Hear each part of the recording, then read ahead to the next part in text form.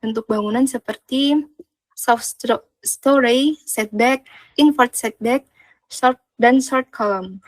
Nah, dari keempat macam jenis ini akan lebih detail disampaikan oleh Ali. Ali silot. Sebentar.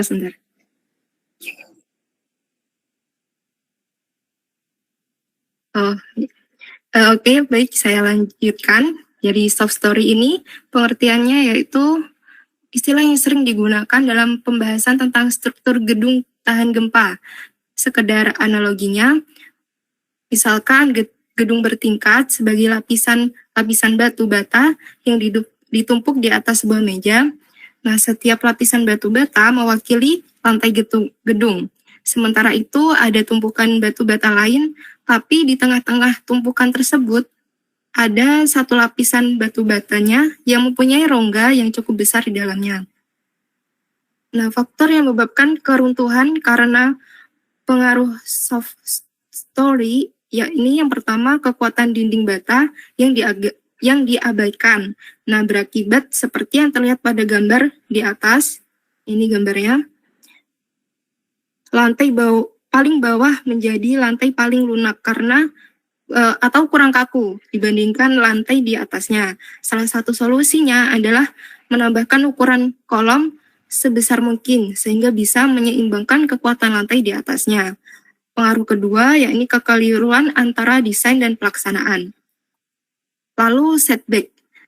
Setback yakni proses perencanaan suatu bangunan. Nah, banyak hal yang menjadi pertimbangan, terutama dari sisi arsitektural. Bentuk bangunan yang ada pun sudah sangat bervariatif. Salah satunya adalah bangunan yang memiliki tonjolan atau loncatan bidang muka atau yang lebih dikenal dengan nama bangunan setback. Bangunan dengan setback juga memiliki permasalahan tersendiri. Pada saat terjadi gempa, muncul masalah yang berbahaya bagi bangunan tersebut, yakni misalkan timbulnya konsentrasi tegangan pada lantai di mana terdapat loncatan bidang muka atau tonjolan atau lantai di mana bangunan setback itu berada. Nah, komponen struktur atau kolom dan diafragma di tempat pertemuan mempunyai dua waktu getar yang berbeda akan berusaha menyesuaikan getaran kolom pada kedua waktu getar tersebut. Akibatnya terjadi gaya geser horizontal terpusat yang besar. Nah, selanjutnya ada invert setback, yakni istilah yang digunakan dalam berbagai konteks, terutama dalam industri konstruksi dan desain arsitektur. Nah, ini mengacu pada proses atau tindakan memasukkan elemen atau perubahan tertentu ke dalam desain atau konstruksi yang menyebabkan penundaan atau keterlambatan dalam jadwal proyek yang sedang berlangsung. Invert setback dapat terjadi karena berbagai alasan, seperti perubahan peraturan, kesalahan desain, atau masalah teknis lainnya yang mengharuskan pengubahan rencana asli. Nah, biasanya invert setback memerlukan peninjauan ulang, perencanaan kembali, dan mungkin tambahan sumber daya untuk menyelesaikannya yang dapat mempengaruhi biaya dan waktu proyek secara keseluruhan. Dan yang terakhir yakni short column atau kolom pendek. Nah, kolom pendek ini adalah elemen struktural dalam bangunan yang memiliki rasio tinggi terhadap lebar yang rendah, yang menghasilkan beban yang diterapkan pada kolom ini cenderung menyebabkan kegagalan melalui mekanisme patah atau leleh karena perbandingan dimensi yang tidak proporsional. Kolom pendek memiliki kecenderungan untuk menjadi tidak stabil dan rentan terhadap tekanan aksial yang tinggi, terutama jika tidak direncanakan atau diperkuat dengan baik. Penyebab utama kolom pendek dapat termasuk kesalahan perancangan atau modifikasi struktur, ataupun perubahan beban yang tidak terduga. Nah, dalam praktiknya, perencanaan dan konstruksi kolom pendek memerlukan perhatian khusus terhadap pemilihan bahan, dimensi, ataupun teknik penguatan untuk memastikan keamanan struktural bangunan secara keseluruhan. Nah, di sini ada pendekatan teknologi yang akan dibawakan oleh Ali. Oke, untuk Ali, waktu dipersilakan. Yang selanjutnya pendekatan teknologi. Mixed Use Development sebagai salah satu konsep pendekatan proses rancang khususnya pada bangunan tinggi, di mana karakter bentuk dan ruang pada bangunan modern adalah mempunyai multifunction dan simplicity yang tercakup dalam satu atau kegiatan yang tunggal dan monolit. Bangunan modern mempunyai beberapa karakter spesifik seperti adanya beberapa fungsi sebagai hasil pendapatan yang saling mendukung, seperti mall. Yang selanjutnya, secara fisik dan fungsional terintegrasi dalam satu bangunan dengan tingkat intensitas tinggi, menempati lokasi yang strategis dengan tingkat aksesibilitas yang tinggi, dan pendekatan struktur konstruksi dalam proses perancangan bangunan dilakukan dengan pendekatan perancangan terpadu, integrated design concept, dan mencerminkan daripada konsepsi ini mempunyai karakter spesifik seperti mencerminkan teknologi, ekonomi, psikologis, estetika. Pendekatan teknologi pada konsepsi dasar rancang struktur pada bangunan tinggi akan memberikan cermin arsitektur, seperti mencerminkan tingkat high teknologi construction dan material dikuasai, merupakan cerminan dari komunitas baru, dari new community, kultur and sosial, membentuk lingkungan gedung pencakar langit, skyscraper. Yang selanjutnya saya kembalikan kepada moderator. Baik, terima kasih. Untuk materi selanjutnya tentang integritas sistem pembangunan akan dibawakan oleh Rizky Kurnia. Waktu dipersilakan. Oke, terima kasih. Saya akan melanjutkan integritas sistem pembangunan. Integritas sistem pembangunan adalah pengetahuan teknologi bangunan dan bahan dapat digunakan sebagai batasan konsep arsitektural tanpa membatasi kreativitas dalam proses rancangan. Dalam kaitan seni, pengertian rancangan adalah tercapainya keseimbangan antara aspek fungsional, bentuk, dan penalaran teknis, keterampilan seni, dan penguasaan struktur dalam konsep rancangan yang terintegrasi. Sehingga dalam penyelesaian secara teknis ekonomis akan didapatkan hasil rancangan yang dapat bertanggungjawabkan, technically possible, dan economically feasible. Pengendalian struktur dalam pandangan ekonomis melatar belakangi pemilihan unit struktur dan fungsional ruang yang benar-benar efektif untuk mencukupi ruang. Teknologi pembangunan untuk menampilkan kesan ringan dan pemakaian teknologi canggih high-tech pada bangunan modern dapat digunakan bahan yang lentur, transparan, dan berbahan baku metal logam. Perkembangan ilmu pengetahuan dan teknologi, khususnya teknologi bangunan, teknologi bahan, dan teknologi informasi, turut memberi warna dalam karya-karya arsitektur. Kemudian dalam menerima dan menyampaikan informasi, manipulasi digital, dan visualisasi model 3 dimensi dengan komputer menyebabkan karya-karya arsitektur yang dulu sulit diwujudkan secara manual ini dapat direalisasikan sesuai kreativitas arsitek. Bentuk yang muncul pertama kali dalam pemrograman arsitektur adalah peluang bagi tercapainya keterpaduan dengan sistem struktural dan pengendalian lingkungan. Keduanya membutuhkan gagasan pada tingkat yang sama dengan yang dibutuhkan dalam rancangan arsitektur. Pengetahuan tentang teknologi bangunan dan bahan dapat digunakan sebagai batasan bagi konsep arsitektural tanpa membatasi kreativitas arsitektur. Bab 3. Komponen dasar struktur. Sistem pendukung beban lateral, elemen-elemen pendukung beban gempa, seismic load, merupakan elemen pendukung beban lateral seperti juga angin dan prinsip elemen vertikal pendukung beban lateral atau elemen struktur mencakup rangka kaku atau portal kaku. Rangka diperkaku dengan batang diagonal, dinding geser, perubahan posisi antar susunan elemen. Gaya-gaya lateral yang bekerja didistribusikan pada seluruh lebar atau panjang bangunan untuk mencapai elemen-elemen vertikal melalui diafragma, dan gaya-gaya lateral yang bekerja pada bangunan akan disalurkan pada elemen-elemen pendukungnya, vertikal dan pendukung gaya horizontal.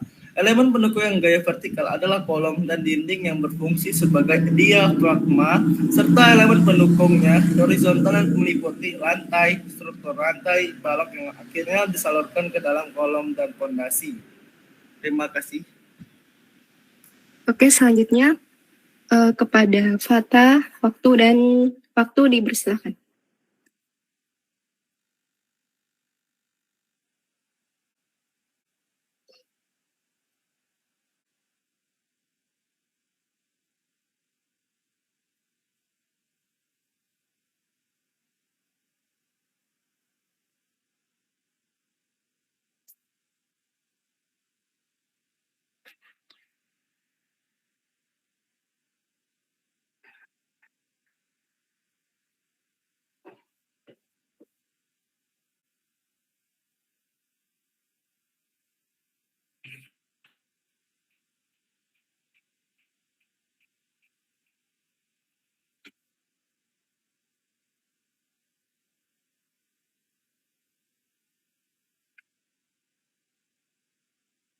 Oke, baik.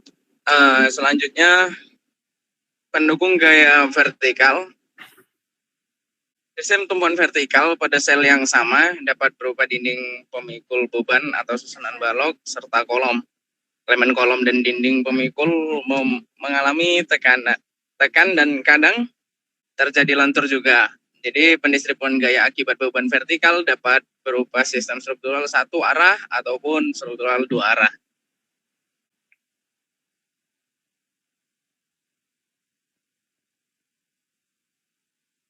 Kekakuan struktur yang dicapai dengan penyusunan elemen-elemen struktur seperti yang pertama adalah bidang-bidang bangunan tersusun secara kaku. Yang kedua adalah bentuk tiga dimensi merupakan elemen penunjang utama pada kekakuan struktur unit box. Dan yang ketiga adalah material plat datar dibuat oleh monolit.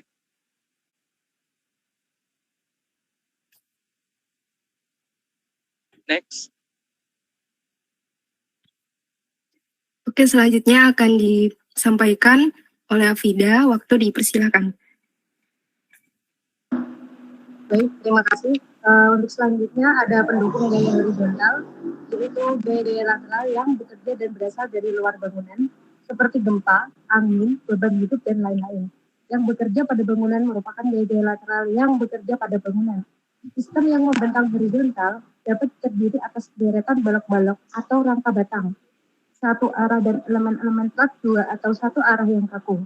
Elemen pendukung struktur yang digunakan untuk mengatasi gaya-gaya lateral yang biasanya dikenal adalah sistem core atau inti dan sistem shear wall atau dinding geser. Sistem yang membentang secara horizontal pada gambar memperlihatkan pendistribusian beban atau satu arah dan dua arah, dan kondisi lentur yang terjadi apabila beban vertikal mulai bekerja pada elemen-elemen. Terima kasih. Nah, baik. Oke, terima kasih untuk materi yang kami bawakan. Selanjutnya, untuk sesi tanya jawab. Bagi yang ingin bertanya, silakan bisa open mic atau lewat chat.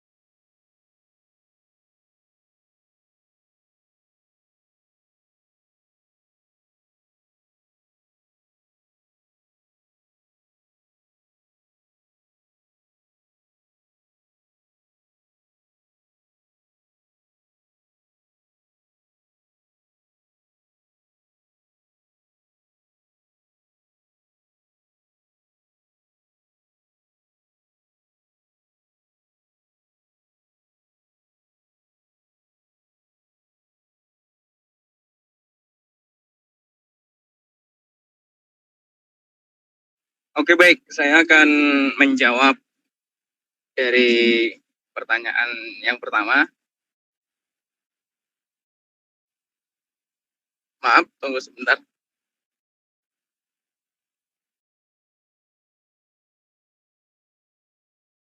Satu, yaitu dalam sistem pendukung beban lateral, apa yang menjadi pertimbangan utama dalam memilih antara pengguna rangka kaku, rangka diperkuat dengan batang diagonal, atau dinding geser untuk menghadapi beban gempa dan angin.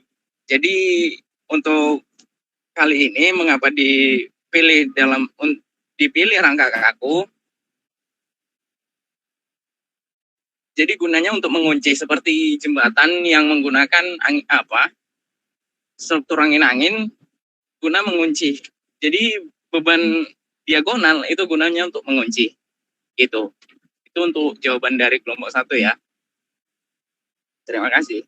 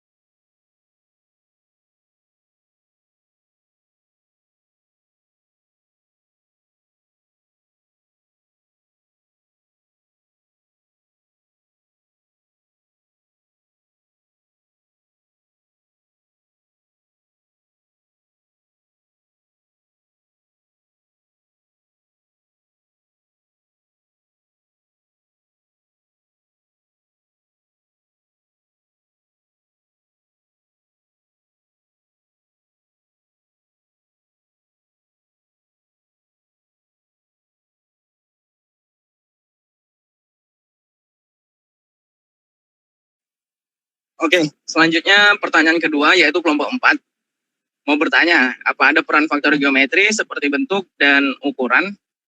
Siapa ini? Ukuran dalam menentukan perilaku struktur sebuah bangunan? Baik, akan saya jawab. Jadi,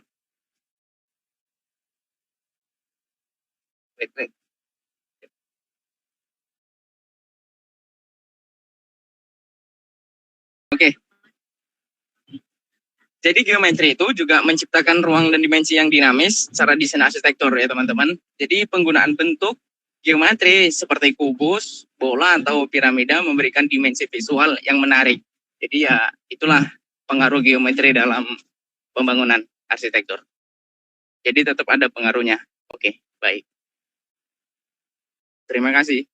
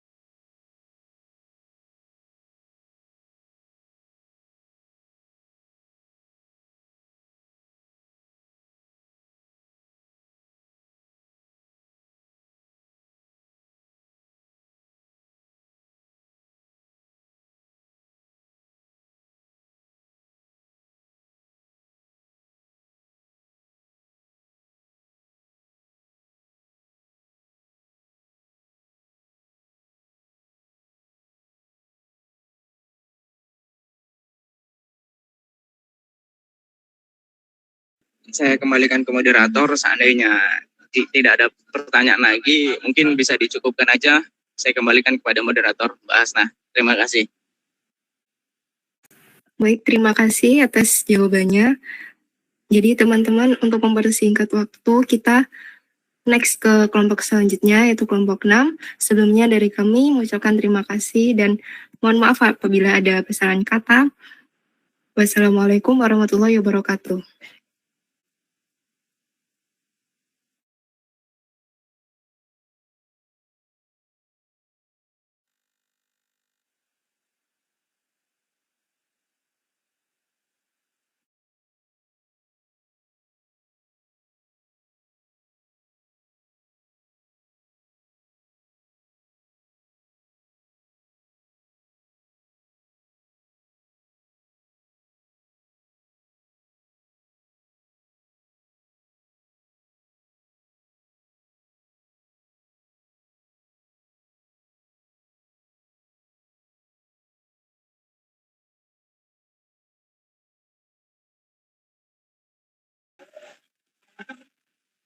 Assalamualaikum warahmatullahi wabarakatuh. Selamat siang, saya di sini sebagai moderator kelompok 6 yang akan mempresentasikan materi mengenai material struktur. Untuk materi pertama akan disampaikan oleh saya.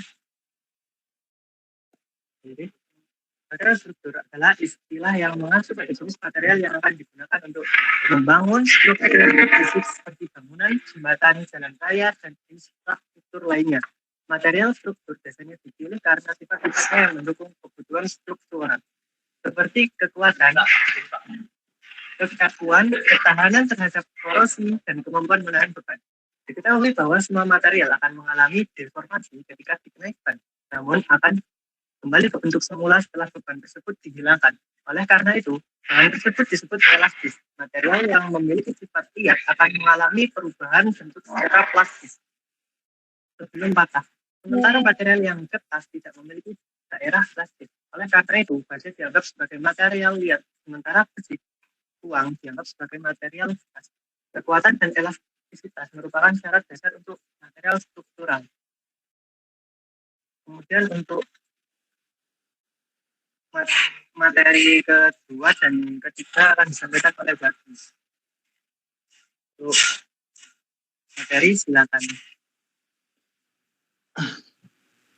Baik, terima kasih.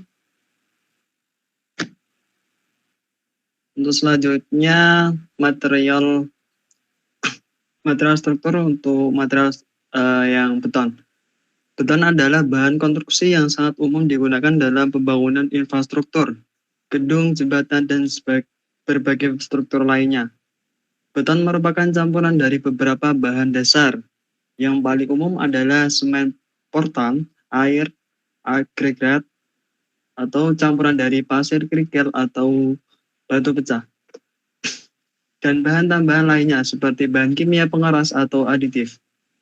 Semua material akan mengalami deformasi atau perubahan bentuk apabila dikenai beban. Dan akan kembali ke bentuk semula apabila beban tersebut ditiadakan.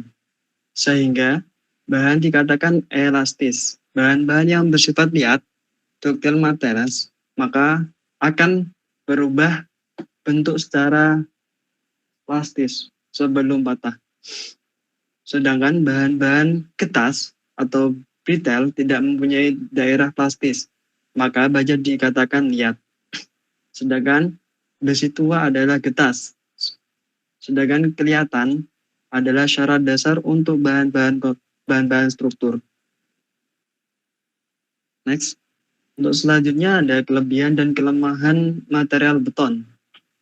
Untuk kelebihannya yang pertama, material beton memiliki kelebihan kekuatan. Beton memiliki kekuatan tekanan yang sangat tinggi, membuatnya cocok untuk digunakan dalam struktur yang memerlukan daya tahan terhadap beban yang besar, seperti gedung bertingkat, jembatan, dan bendungan. Selanjutnya adalah tahan lama. Beton memiliki umur pakai yang panjang, dan dapat bertahan dari korosi, api, serangan hama, dan cuaca ekstrim. Membuatnya cocok untuk digunakan dalam berbagai kondisi lingkungan. Selanjutnya, kemampuan membentuk berbagai bentuk. Beton dapat dicor di dalam berbagai bentuk dan ukuran, memungkinkan arsitek dan insinyur untuk menciptakan desain yang kompleks dan inovatif. Yang keempat, tahan terhadap api. Beton adalah bahan non menyala dan tahan terhadap suhu tinggi, membuatnya ideal untuk digunakan dalam konstruksi yang memerlukan perlindungan terhadap kebakaran.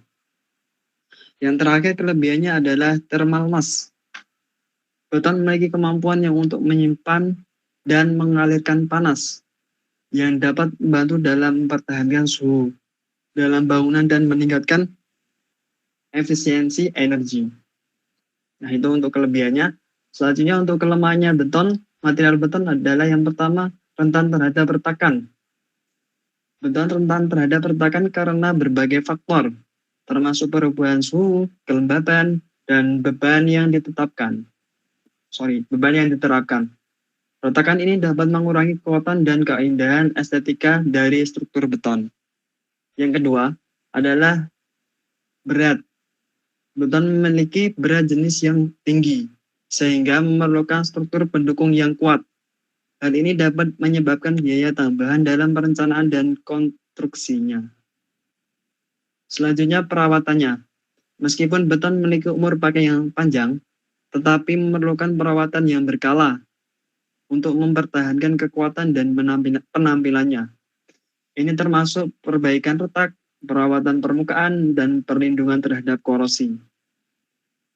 Selanjutnya, untuk kelemahannya biaya awal. Pembuatan bentuk dan cetakan untuk pengecoran beton seringkali memerlukan biaya awal yang sangat tinggi. Selain itu, peralatan dan tenaga kerja yang diperlukan untuk menangani beton juga dapat menambah biaya proyek konstruksi. Untuk yang terakhir, kelemahannya pengeringan lambat. Proses pengerasan beton memerlukan waktu yang cukup lama, terutama untuk beton struktur yang lebih tebal. Hal ini dapat memperlambat jadwal konstruksi dan memerlukan perawatan khusus selama periode pengeringan. Nah, mungkin cukup itu. Terima kasih. Terima kasih Mas Zaki. Untuk materi 4 dan 5 akan dibacakan oleh Saudara Wilman. Waktu dan tempat kami silakan. Oke, terima kasih. Di sini ada beberapa macam jenis beton yang dapat ditemukan di pasaran atau biasa diaplikasikan dalam sebuah bangunan. Yang pertama ada beton ringan. Beton yang dibuat dengan beban mati dan kemampuan penghantaran panas yang lebih kecil dengan berat jenis kurang dari 1.800 kg per meter kubik. Yang kedua ada beton massa. Beton yang dituang dalam volume besar, yaitu perbandingan antara volume dan luas permukaannya besar. Biasanya, beton massa dimensinya lebih dari 60 cm. Lalu yang ketiga ada ferrosemen, suatu bahan gabungan yang diperoleh dengan cara memberikan suatu tulangan berupa anyaman kawat baja sebagai pemberi kekuatan, tarik, dan daktilitas pada mortar semen. Lalu ada beton serat, bagian komposit yang terdiri dari beton biasa dan bahan lain yang berupa serat. Serat dalam beton ini berfungsi mencegah retak sehingga menjadikan beton lebih ductile daripada beton biasa. Lalu ada beton non-pasir, bentuk sederhana dari jenis beton ringan yang diperoleh dengan cara menghilangkan bagian halus agregat pada pembuatan 33 beton. Tidak adanya agregat halus dalam campuran menghasilkan suatu sistem berupa keseragaman rongga yang terdistribusi di dalam massa beton, serta berkurangnya berat jenis beton. Lalu, ada beton siklop, beton normal atau beton biasa yang menggunakan ukuran agregat yang relatif besar. Ukuran agregat kasar dapat mencapai 20 cm, namun proporsi agregat yang lebih besar ini sebaiknya tidak lebih dari 20% agregat seluruhnya. Lalu ada beton hampa, beton yang setelah diaduk, dituang, dan dipadatkan sebagaimana beton biasa.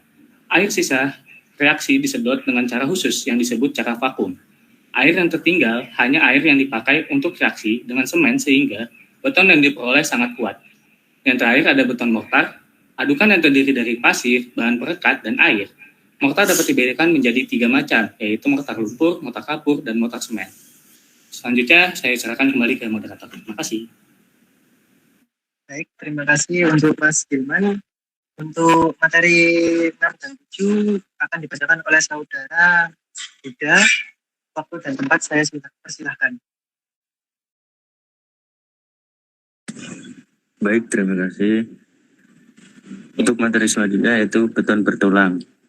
Beton bertulang adalah jenis beton yang diperkuat dengan penambahan struktur baja tulangan di dalamnya.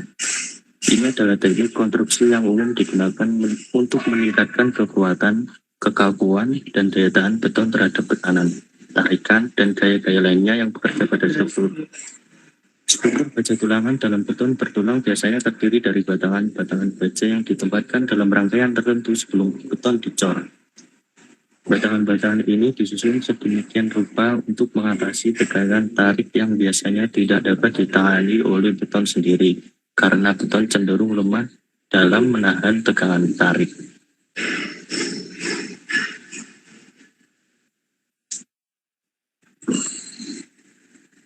Kemudian yaitu baja. Baja adalah bahan struktural yang sangat efisien. Penggunaan baja sebagai bahan struktur utama dimulai pada akhir abad ke-19 ketika metode pengolahan baja yang murah dikembangkan dengan skala yang luas. Baja memiliki sifat struktur yang baik dengan kekuatan yang tinggi dan sama kuat pada kekuatan tarik maupun tekanan. Oleh karena itu, baja adalah elemen struktur yang memiliki batasan sempurna dalam menahan beban jenis tarik aksial, tekan aksial, dan lentur dengan fasilitas yang hampir sama.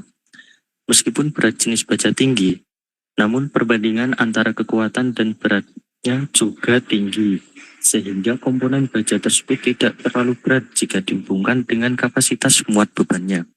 Hal ini terjadi selama bentuk-bentuk struktur yang digunakan dapat menjamin penggunaan bahan tersebut secara efisien. Menurut standar SNI 03 1729/2002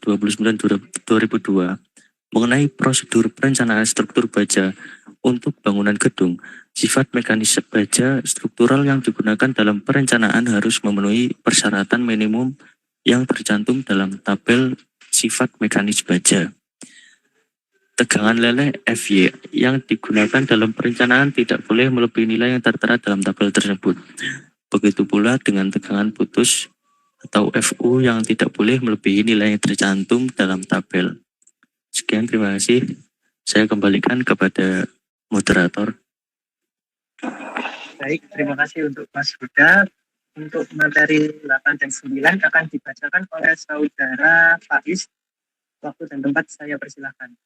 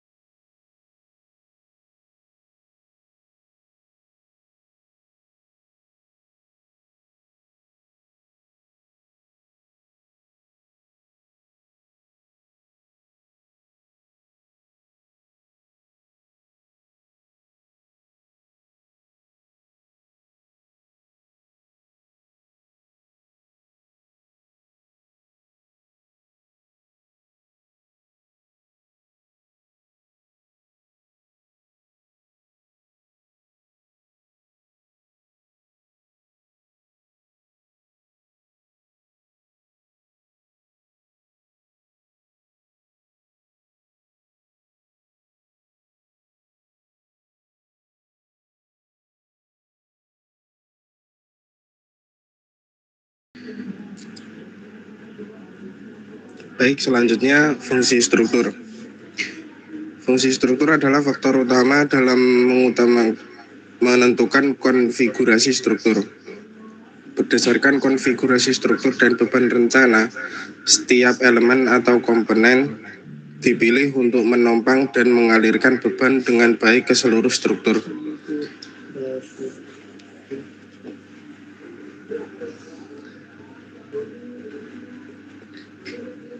Batang baja dipilih sesuai dengan standar yang ditetapkan oleh American Institute of Steel Construction dan juga diberikan oleh American Society of Testing and Materials.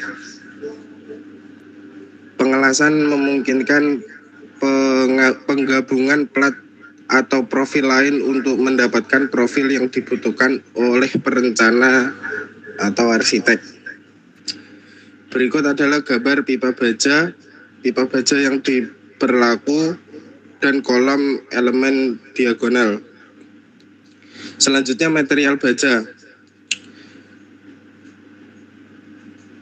yaitu kekuatan tinggi. Meskipun baja memiliki kekuatan per volume lebih tinggi daripada bahan bangunan lain, sehingga memungkinkan perancangan konstruktif dengan beban mati yang lebih kecil untuk bentang yang lebih panjang dan profil yang lebih tipis. Duktilitas, sifat dari baja yang dapat mengalami deformasi yang besar di bawah pengaruh tegangan tarik yang tinggi tanpa hancur atau putus disebut sifat duktilitas. Ukuran elemen, untuk menjelaskan batas-batas perbandingan tinggi dan bentang pada beberapa sistem struktur baja yang sering digunakan. Struktur balok adalah bagian dari sistem struktural yang terdiri dari balok-balok yang digunakan untuk mendukung beban vertikal dan beban horizontal di sebuah bangunan atau struktur. Baik, terima kasih. Selanjutnya saya kembalikan ke moderator. Baik, terima kasih untuk Mas Faiz. Untuk materi 10 dan 11 akan dibacakan oleh saudara Rifki. Waktu dan tempat saya persilahkan. Baik, untuk selanjutnya adalah girder plate, merupakan jenis balok yang memiliki penampang tersusun secara khusus. Yang selanjutnya adalah rangka batang dan sambung batang terbuka, merupakan beragam pilihan dari susunan batang rangka yang dapat digunakan. Selanjutnya ada konstruksi komposit. Konstruksi komposit mengacu pada metode konstruksi yang melibatkan penggunaan dua atau lebih material yang berbeda, yang bekerja bersama untuk membentuk satu struktur yang kuat dan efisien. Selanjutnya ada struktur pelengkung. Pelengkung yang terbuat dari baja dapat memiliki berbagai bentuk dan dapat diproduksi di luar lokasi sebelumnya untuk digunakan dalam bentang kecil hingga menengah. Selanjutnya ada struktur cangkang. Ada banyak jenis cangkang yang menggunakan baja. Kendala utama dalam menggunakan baja untuk menciptakan permukaan pelengkungan ganda adalah mengatur bentuk dari elemen garis. Rangka batang dan sambung batang terbuka. Rangka batang atau juga dikenal sebagai frame struktur adalah sistem struktural yang terdiri dari rangkaian batang-batang yang tersusun dan dihubungkan satu sama lain untuk membentuk kerangka yang kokoh. Sambungan batang terbuka atau disebut juga open web joist adalah salah satu jenis sambungan yang digunakan dalam konstruksi rangka batang. Oke, untuk selanjutnya saya serahkan kepada moderator. Terima kasih Mas Rifki. Untuk selanjutnya adalah sesi tanya jawab. Bagi yang mau bertanya kami persilakan.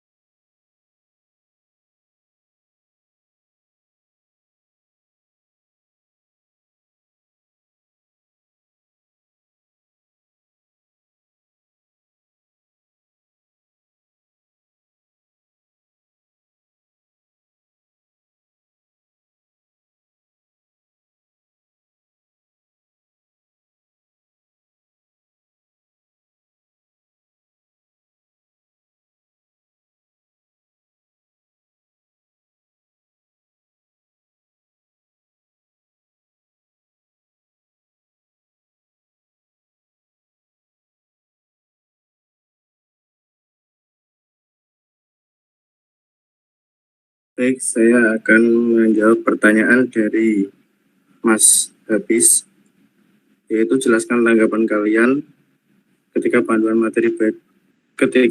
materi baja dan beton pada bangunan benang lebar dan perkuatannya. Menurut kelompok kami ada beberapa tanggapan terhadap panduannya. Yang pertama yaitu kekuatan struktural. Kombinasi baja dan beton mungkin untuk memanfaatkan kekuatan tarik baja dan kekuatan tarik beton secara optimal. Yang kedua adalah kestabilan dimensi. Baja memiliki koefisien perluasan termal yang tinggi daripada beton.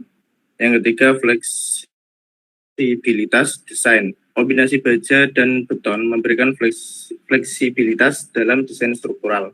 Yang keempat ada perlindungan terhadap api. Beton memiliki sifat perlindungan yang baik terhadap api, sementara baja memiliki risiko kehilangan kekuatan akibat paparan panas yang tinggi. Untuk memperkuat panduannya, yang pertama, pemilihan desain yang tepat, lalu pemilihan material yang tepat, terus pemilihan material yang tepat, dan perawatan pemeliharaan yang teratur. Gimana Mas Habis?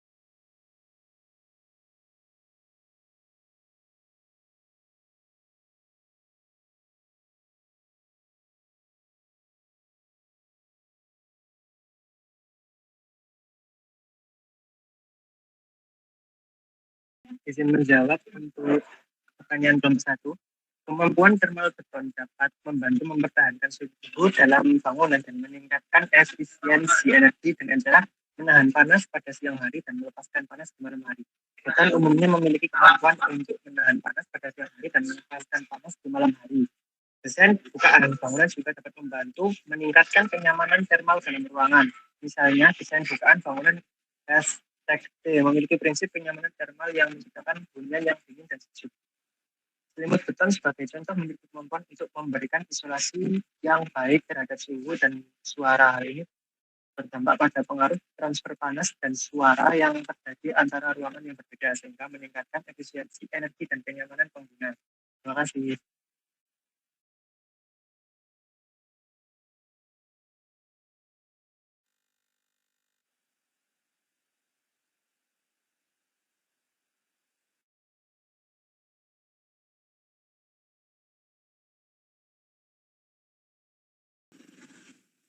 Izin menjawab. Untuk kelompok 3, bagaimana cara menguji kekuatan struktur beton dan mekanisme perbaikan serta perawatan beton bertulang dengan cara komposit?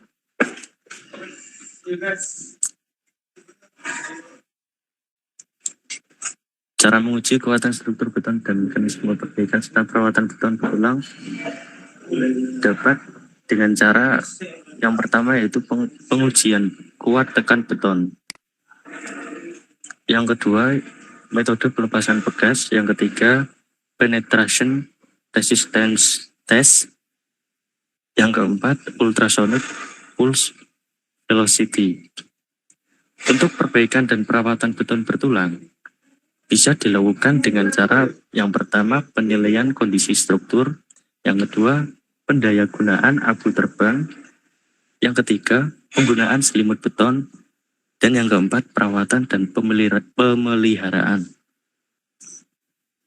Perlu dipertimbangkan desain dan teknik yang tepat agar dapat meningkatkan kualitas, kinerja, dan masa pakai struktur.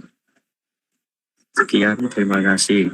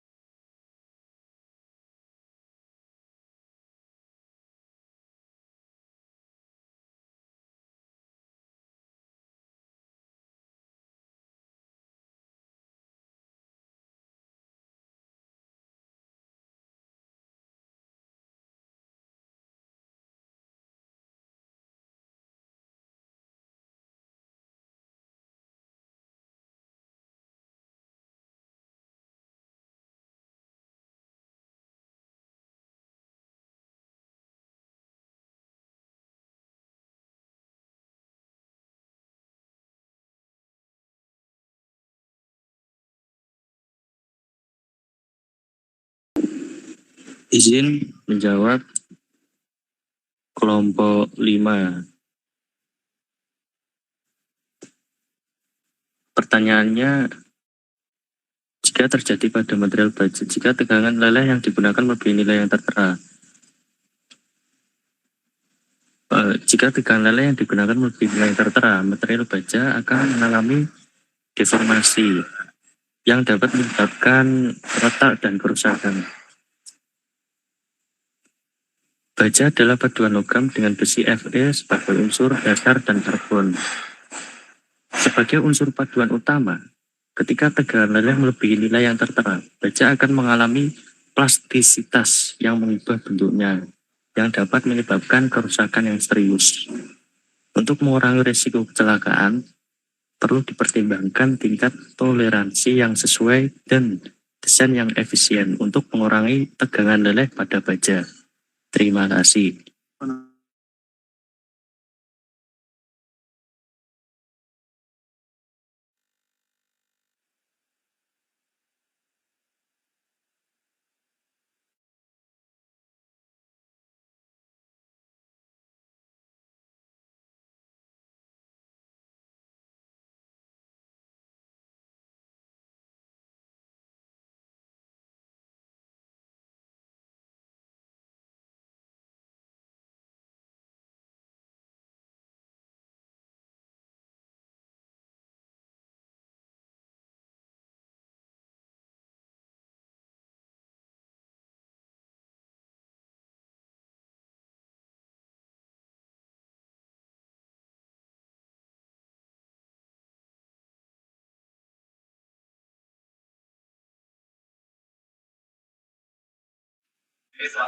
Baik, saya akan menjawab untuk pertanyaan kelompok 4.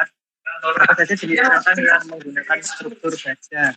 Jenis rangkang yang menggunakan struktur baja antara lain 1. Struktur cangkang, 2. Struktur portal frame, 3. Struktur portal truss, nomor 4 struktur space truss, nomor 5 struktur atap bangunan bentang lebar. Terima kasih.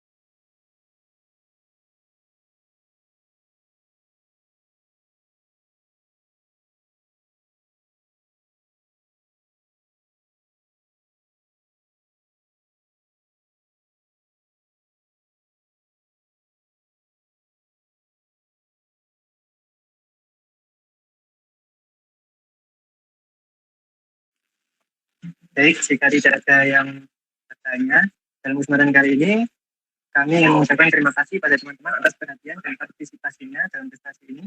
Kami mohon maaf jika ada kekurangan. Dengan demikian, semoga apa yang telah kami sampaikan dapat memberikan manfaat dan pemahaman yang lebih luas bagi kita semua. Terima kasih atas waktu dan perhatian kalian semua. Assalamualaikum warahmatullahi wabarakatuh. Waalaikumsalam warahmatullahi wabarakatuh.